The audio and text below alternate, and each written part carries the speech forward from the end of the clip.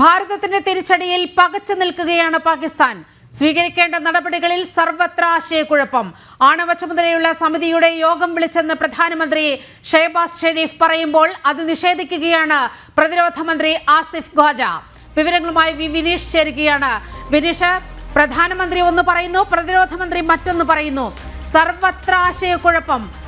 ഒപ്പം തന്നെ അൽ ജസീറ പോലുള്ള അവർക്ക് വഴങ്ങുന്ന മാധ്യമങ്ങളിലൂടെ ഭാരതത്തിനെതിരെ വ്യാജ വാർത്തകൾ പടച്ചുവിടുന്ന ദുഷ്ടലാക്കുമായി നീങ്ങുകയാണ് ആ രാജ്യം. അവിടെ നിന്ന് ലഭിക്കുന്ന, പാകിസ്ഥാന്റെ ഭാഗത്തു നിന്ന് ലഭിക്കുന്ന വിവരങ്ങൾ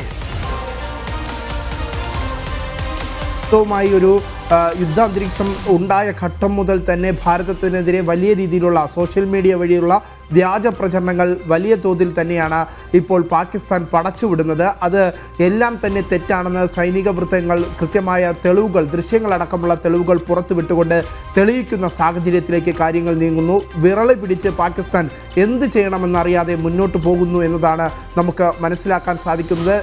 അടിക്ക് തിരിച്ചടി എന്ന ശക്തമായ നിലപാട് ഭാരതം ഇപ്പോൾ മുന്നോട്ട് വയ്ക്കുന്നു. ആ ഭാരതത്തിൻ്റെ നിലപാടിന് മുന്നിൽ മുട്ടുമടങ്ങി പാകിസ്ഥാൻ തലകുനിച്ച് നിൽക്കുന്നു എന്നത് തന്നെയാണ് നമുക്ക് പറയാൻ സാധിക്കുക. കാരണം പല ഘട്ടങ്ങളിലും പാകിസ്ഥാൻ അതിർത്തി വിട്ട് ഭാരതത്തിലേക്ക് കയറാൻ ശ്രമിക്കുന്ന ഘട്ടങ്ങളിലെല്ലാം തന്നെ വലിയ തിരിച്ചടി, പാകിസ്ഥാൻ്റെ യുദ്ധവിമാനങ്ങൾ അടക്കം തകർക്കുന്ന ഘട്ടത്തിലേക്ക് ഭാരത സൈന്യം നീങ്ങുന്നു എന്നതാണ് ഏറ്റവും പ്രധാനപ്പെട്ട കാര്യം. ഇപ്പോൾ ഏറ്റവും പുതുതായി വരുന്ന വിവരങ്ങൾ, ആദ്യഘട്ടത്തിൽ പാകിസ്ഥാൻ്റെ പ്രധാനമന്ത്രി അവകാശപ്പെട്ടത് ആണവ ആയുധങ്ങളുടെ ചുമതലയുള്ളവരുടെ പ്രത്യേക യോഗം വിളിച്ചു ചേർത്തു എന്ന് സംബന്ധിച്ചുള്ള ഒരു നിലപാട് പാകിസ്ഥാൻ പ്രധാനമന്ത്രി വ്യക്തമാക്കി. ആ ആണവായുധങ്ങളുടെ ചുമതലയുള്ളവരുടെ യോഗം വിളിച്ചു ചേർത്തതിലൂടെ ഭാരതത്തെ ഭയപ്പെടുത്താനുള്ള ആദ്യഘട്ട നീക്കം പാകിസ്ഥാൻ്റെ പ്രധാനമന്ത്രിയുടെ ഭാഗത്തുനിന്ന് ഉണ്ടായി എന്ന് സംബന്ധിച്ചുള്ള വിവരങ്ങൾ പുറത്തു വന്നിരുന്നു. പക്ഷേ അതിനെ നിഷേധിച്ചുകൊണ്ടാണ് പാകിസ്ഥാൻ്റെ തന്നെ സൈനിക അധിപൻ ഇപ്പോൾ രംഗത്തെത്തിയിരിക്കുന്നത്. പാകിസ്ഥാൻ്റെ പ്രതിരോധ മന്ത്രി വ്യക്തമാക്കിയിരിക്കുന്നത് ഇത്തരത്തിലാണ്. നിലവിൽ അത്തരത്തിലുള്ള ആണവ ആയുധങ്ങളുടെ ശേഖരണമുള്ള ചുമതലയുള്ളവരുമായുള്ള യോഗം ചേർന്നിട്ടില്ല എന്ന നിലപാട് ഇപ്പോൾ പാകിസ്ഥാൻ്റെ സൈനികാധിപനായിട്ടുള്ള പാകിസ്ഥാൻ്റെ പ്രതിരോധ മന്ത്രി തന്നെ വ്യക്തമാക്കുന്നു. ഇതിൽ നിന്ന് മനസ്സിലാക്കാൻ സാധിക്കുന്നത് ഈ ഒരു സംഭവവുമായി ബന്ധപ്പെട്ട് പ്രത്യേകിച്ച് എന്ത് ചെയ്യണമെന്നറിയാതെ ഒരു മൊത്തത്തിലുള്ള ആശയക്കുഴപ്പത്തിലേക്ക് പാകിസ്ഥാൻ നീങ്ങുന്നു എന്നത് സംബന്ധിച്ചുള്ള വിവരങ്ങൾ തന്നെയാണ് നമുക്ക് ലഭ്യമാകുന്നത്. പ്രത്യേകിച്ച് അടിക്ക് തിരിച്ചടി എന്ന ഒറ്റ നിലപാടിൽ തന്നെ രാജ്യം ഇപ്പോൾ പാകിസ്ഥാന് മറുപടി നൽകുന്നതാണ് നമുക്ക് കാണാൻ സാധിക്കുന്നത്. ഇതിൽ വിരളി കൊണ്ട് തന്നെയാണ് പാകിസ്ഥാൻ ഇപ്പോൾ സോഷ്യൽ മീഡിയയിലടക്കം വ്യാജ പ്രചരണങ്ങൾ നടത്തുന്നത്.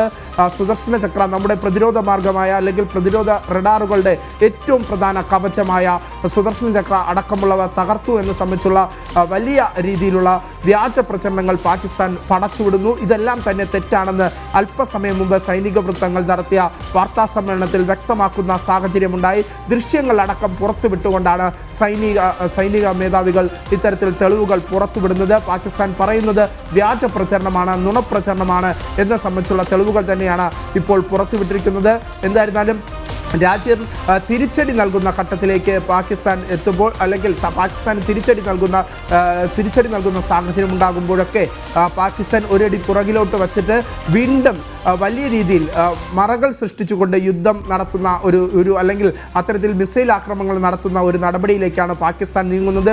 ഏറ്റവും പ്രധാനം എന്ന് പറയുന്നത് യാത്രാ വിമാനങ്ങളെ മറയാക്കിക്കൊണ്ട്, പ്രത്യേകിച്ച് അന്തർദേശീയ യാത്രാ വിമാനങ്ങളെ മറയാക്കിക്കൊണ്ടുള്ള ഡ്രോൺ ആക്രമണവും മിസൈൽ ആക്രമണവും വൻതോതിൽ നടത്തുന്ന ഒരു സമീപനമാണ് ഇപ്പോൾ പാകിസ്ഥാൻ്റെ ഭാഗത്തുനിന്നുണ്ടാകുന്നത്. ഇത് ഐക്യരാഷ്ട്രസഭയുടെ മുന്നിൽ പാകിസ്ഥാൻ മറുപടി പറയേണ്ടി വരുമെന്ന കാര്യത്തിൽ സംശയമില്ല. പ്രത്യേകിച്ച് അന്താരാഷ്ട്ര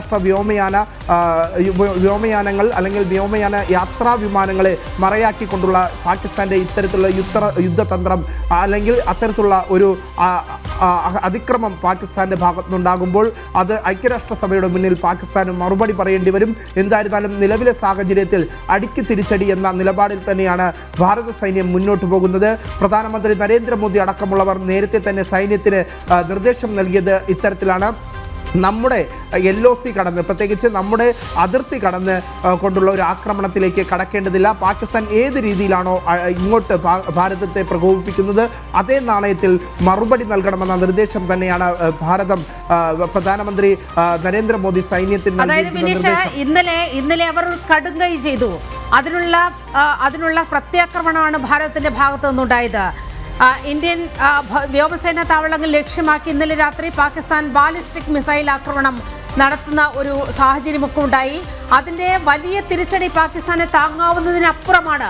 പാകിസ്ഥാന്റെ ആർമി ആസ്ഥാനം സ്ഥിതി ചെയ്യുന്ന റാവൽപിണ്ടിയിലെ 3 എയർബേസിൽ ആക്രമണം നടന്നു. നൂർഖാൻ എയർബേസ്, മുറീദ് എയർബേസ്, ഷോർട്ട്കോട്ട് എയർബേസ് എന്നീ 3 താവളങ്ങൾ ആക്രമിച്ച് തകർക്കുന്ന ഒരു ആക്രമണം ഭാരതത്തിന്റെ ഭാഗത്തു നിന്നുണ്ടായി. അതുകൊണ്ട് തന്നെ സ്വാഭാവികമായും വിറളി പിടിച്ചിരിക്കുകയാണ് പാകിസ്ഥാൻ. അതുകൊണ്ടാണ് നമ്മുടെ സൈനിക കേന്ദ്രങ്ങളെ ലക്ഷ്യമാക്കി വീണ്ടും ആക്രമണം നടത്താൻ ആ രാജ്യം തയ്യാറാകുന്നു എന്ന രീതിയിൽ വാർത്തകൾ പുറത്തു വരുന്നു. അതിനൊരു ഓപ്പറേഷന്റെ പേര് കൂടി അൽ ജസീറ വഴി അവർ ഇപ്പോൾ പുറത്തുവിട്ടിരിക്കുകയാണ്. ബനിയാൻ മർസൂസ് എന്ന് പറയുന്ന ഓപ്പറേഷനാണ് നമ്മുടെ സൈനിക താവളങ്ങളെ ലക്ഷ്യമാക്കിക്കൊണ്ട് പാകിസ്ഥാൻ നടത്താൻ പോകുന്നത് എന്നുള്ള തരത്തിലുള്ള വാർത്തകൾ പുറത്തു വരുന്നു. ഇതിന്റെ കൂടി അടിസ്ഥാനത്തിലാകാം ഒരുപക്ഷെ നമ്മുടെ പടിഞ്ഞാറൻ അതിർത്തികൾ മുഴുവൻ റെഡ് അലർട്ടിലേക്ക് നീങ്ങുന്ന സാഹചര്യം ഉണ്ടായിരിക്കുന്നത്.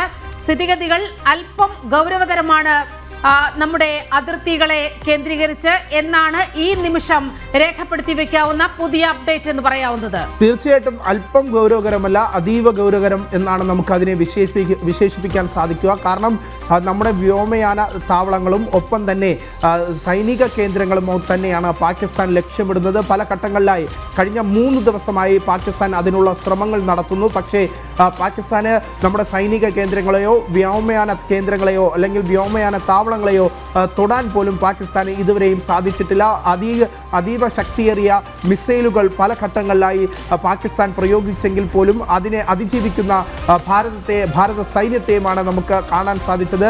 പല ഘട്ടങ്ങളിലും വ്യോമയാന കേന്ദ്രങ്ങളെ അല്ലെങ്കിൽ വ്യോമയാന താവളങ്ങളെ പാകിസ്ഥാൻ ആക്രമിക്കാനായി മിസൈൽ ആക്രമണം, ഷെല്ലാക്രമണം ഉൾപ്പെടെയുള്ളവ നടത്തുന്നു, ഡ്രോൺ ആക്രമണം നടത്തുന്നു. അങ്ങനെ വിവിധ തരത്തിലുള്ള ആക്രമണങ്ങൾ പാകിസ്ഥാൻ ശ്രമം നടത്തുമ്പോഴും അതിനെയെല്ലാം അടിച്ചു തകർക്കുന്ന ഭാരത സൈന്യത്തെയാണ് നമുക്ക് കാണാൻ സാധിക്കുന്നത്. എന്തായിരുന്നാലും കഴിഞ്ഞ 3 ദിവസമായി ഇത്തരത്തിലുള്ള ആക്രമണങ്ങൾ ഓരോ ഘട്ടത്തിലും പാകിസ്ഥാൻ നടത്തുമ്പോഴും അതിനെ പ്രതിരോധിക്കുക മാത്രമായിരുന്നു ഭാരത സൈന്യം ചെയ്തതെങ്കിൽ പിന്നീട് ഒരു പരിധി കഴിഞ്ഞ് പ്രകോപനം സൃഷ്ടിക്കാൻ ചുമ്മാതങ്ങ് പാകിസ്ഥാൻ കയറി ചൊറിയുന്ന സാഹചര്യം ഉണ്ടായപ്പോഴാണ്.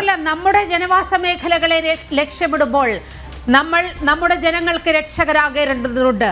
അതുകൊണ്ട് തന്നെയാണ് വളരെ കൃത്യമായ നടപടി പാകിസ്ഥാന് മേൽ ഭാരതം നടപ്പാക്കിയിരിക്കുന്നത്.